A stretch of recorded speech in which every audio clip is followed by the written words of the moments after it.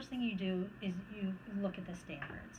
You've got to really unpack them, figure out what kids need to be able to do and what they need to know in order to be successful. Then you have to figure out how you're going to assess them, like what does mastery look like.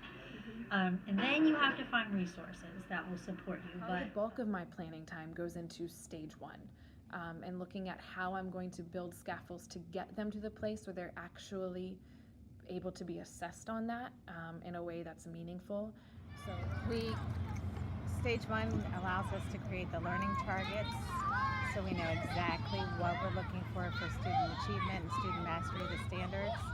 The success criteria that we create facilitates that, so we can see exactly where the child is as far as my standards. So I'm starting with my social studies and science standards, and then seeing how we can bring in those ELA standards to create a big picture for learning for the students.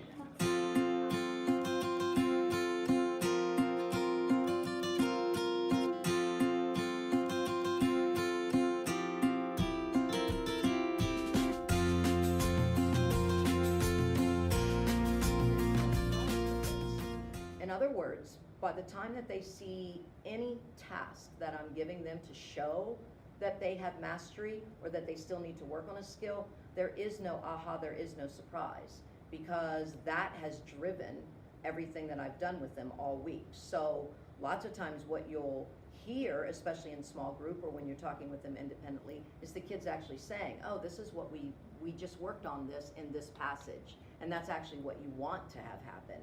So that assessment is not some big piece that, oh my goodness, I can't tackle this.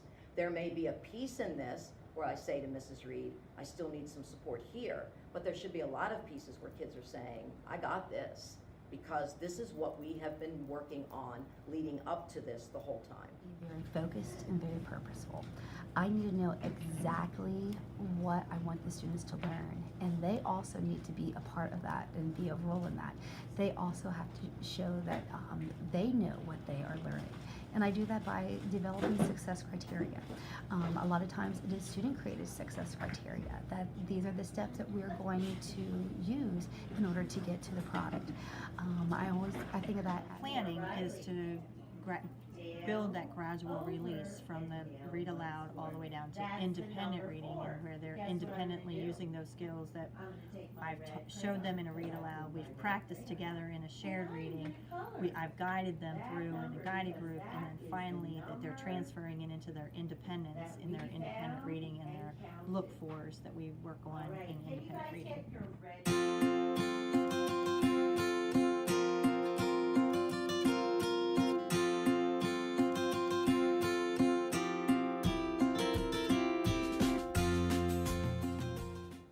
Stage one, as I'm looking at the way that I'm going to assess my students, then I have to think in that realm for the way that I plan each of my components to get there.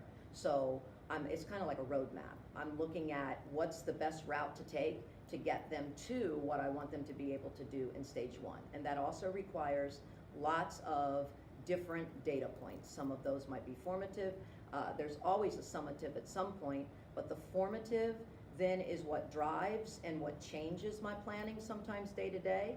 So I have the week-long plan, but if I'm going back and I'm trying to get students to understand main idea, for example, and it's not happening, then I've got to do something quickly within that week to make changes. So when I'm looking at what the strengths and weaknesses of students, I can adjust my planning as we go. So I'm constantly adjusting. If I see a need or if I see a student is ready to be moved forward, I can use that to create small groups. I can use that for my goal for next time for my conferences. So it's really one of the most consistent ways and fastest ways that I can get to students all the time to see where we need to go next. I'm looking at the anecdotal notes that I'm taking through reading conferences. I have checklists on the different standards that they are working on. I'm also creating teacher-created exit slips and assessments. And all of that I'm taking in consideration. I'm analyzing it, looking at their strengths, looking at their areas of weaknesses, and I'm creating action plans based on the student needs. The day before, I found that I can try really hard to plan what I want to be coaching kids to do on Friday, But I don't know what they're going to present to me between now, Monday and Friday. So on a day-to-day basis, I'm really thinking about, okay, so this is what this student showed me they need, or what their strengths are, and this is how I'm going to capitalize on that tomorrow in their guided group time or in our conferencing time, so that they can take it back and apply it to their independent reading and apply it back to our overall standards-based instruction for 5th grade.